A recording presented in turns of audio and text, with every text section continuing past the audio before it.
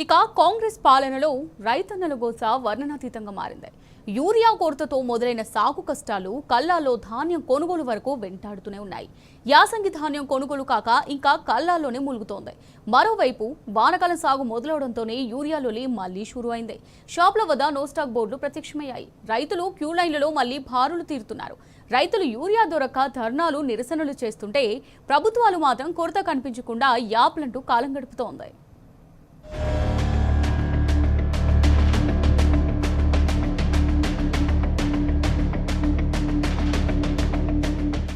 పదేళ్ల బీఆర్ఎస్ హయాంలో సాగు కష్టాలు లేకుండా వ్యవసాయం ఒక పండుగలా చేసుకున్నారు అన్నదాతలు. కానీ కాంగ్రెస్ ప్రభుత్వం వచ్చినప్పటి నుంచి కంటి మీద కునుకు లేకుండా అష్ట కష్టాల పాలవుతున్నారు. 2.5 ఏళ్ల రేవంత్ సర్కారు పాలనలో రైతులను యూరియా కొరత వెంటాడుతోంది. ఈ వానాకాలం సాగుకు యూరియాతో పాటు డీఏపీ కొరత కూడా తప్పేలా లేదు. మార్క్ఫెడ్ వద్ద ఉన్న యూరియా డీఏపీ నిల్వలు గమనిస్తే ఎరువుల కష్టాలు కళ్ల ముందే కదలాడుతున్నాయి. సీజన్ కు ముందు ఒక మార్క్ఫెడ్ వద్ద 4 లక్షల టన్నుల యూరియా బఫర్ స్టాక్ ఉండాల్సి ఉండగా ప్రస్తుతం 2.2 లక్షల టన్నులే ఉంది. ఇప్పటికే సీజన్ ప్రారంభమై రైతులు యూరియా కొనుగోలు ప్రారంభించారు. మే, జూన్, జూలై నెలల్లో కలిపి మొత్తం 5,23,000 టన్నుల యూరియా అవసరముండగా మార్క్ఫెడ్ వద్ద 2.2 లక్షల టన్నులే ఉండడం ఆందోళన కలిగిస్తోంది.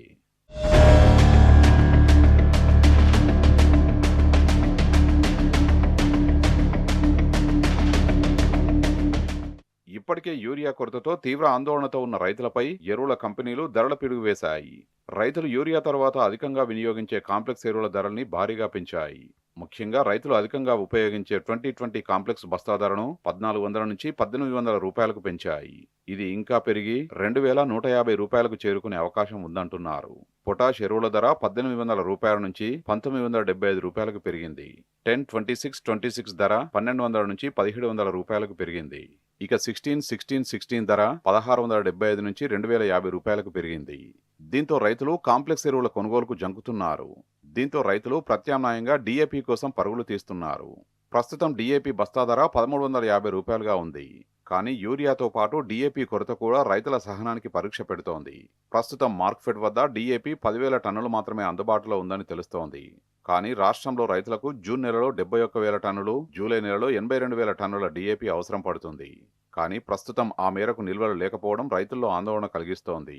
డీఏపీ లభించని పక్షంలో పెరిగిన ధరల్ని భరిస్తూ కాంప్లెక్స్ ఎరువుల్ని కొనుగోలు చేయక తప్పదని, పెట్టుబడి భారం పెంచుకోక తప్పదని రైతులు ఆవేదన వ్యక్తం చేస్తున్నారు.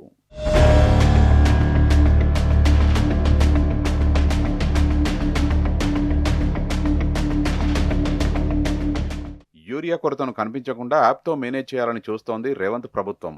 యాప్ను తీసుకొచ్చి రైతుల్ని తీవ్ర ఇబ్బందులకు గురి చేస్తుందనే విమర్శలు వ్యక్తమవుతున్నాయి.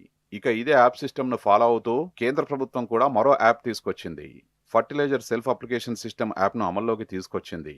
తొలి దశలో రాష్ట్రంలో రంగారెడ్డి, మేడ్చల్, మల్కాజిగిరి జిల్లాల్లో ప్రయోగాత్మకంగా అమలు చేయనున్నది. రాష్ట్ర ప్రభుత్వం తీసుకొచ్చిన యాప్ కేవలం యూరియాకే పరిమితం కాగా కేంద్రం తీసుకొచ్చిన యాప్ అన్ని ఎరువులకు ఉద్దేశించింది. దీంతో రైతులకు మరిన్ని కష్టాలు తప్పవనే అభిప్రాయాలు వ్యక్తమవుతున్నాయి.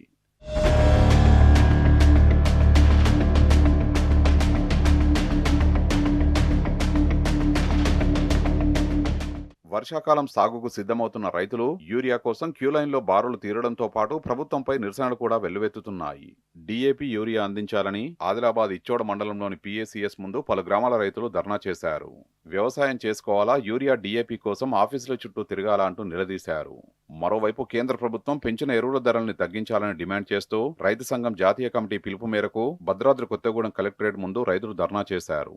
దేశానికి అన్నం పెట్టే రైతన్నకు సహకరించడంలో రాష్ట్ర, కేంద్ర ప్రభుత్వాలు విఫలమయ్యాయని ఆగ్రహం వ్యక్తం చేశారు.